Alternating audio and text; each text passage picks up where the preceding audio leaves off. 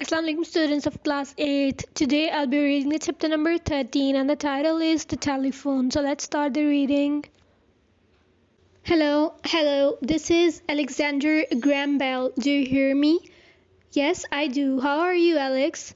This was probably the very first telephonic conversation that might have taken place between Alexander Graham Bell and his friend miles away in the year 1876. Bell must have uttered these words into a small transmitter.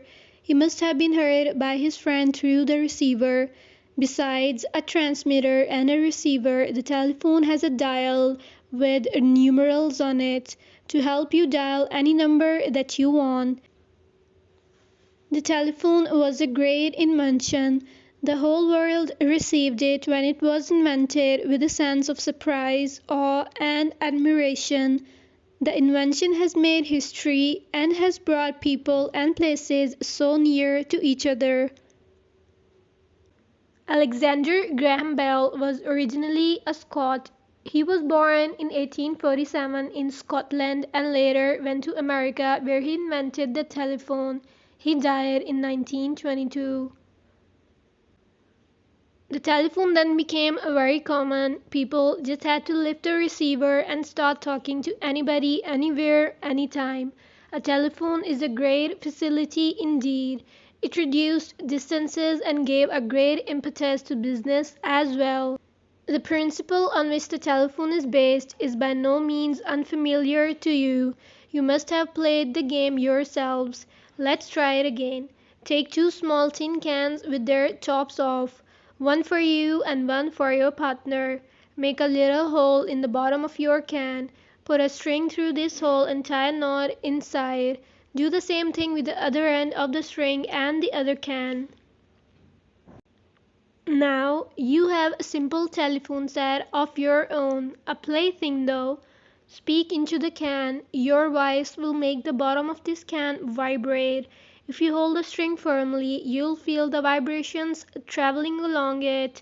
These vibrations make the bottom of the other can vibrate too, and it makes sounds similar to your voice.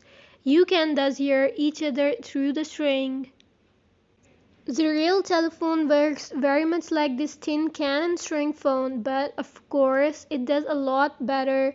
The tin can and string phone sends sounds as vibrations, while the real telephone sends sounds as electrical signals. These signals can travel long distances with the help of wires.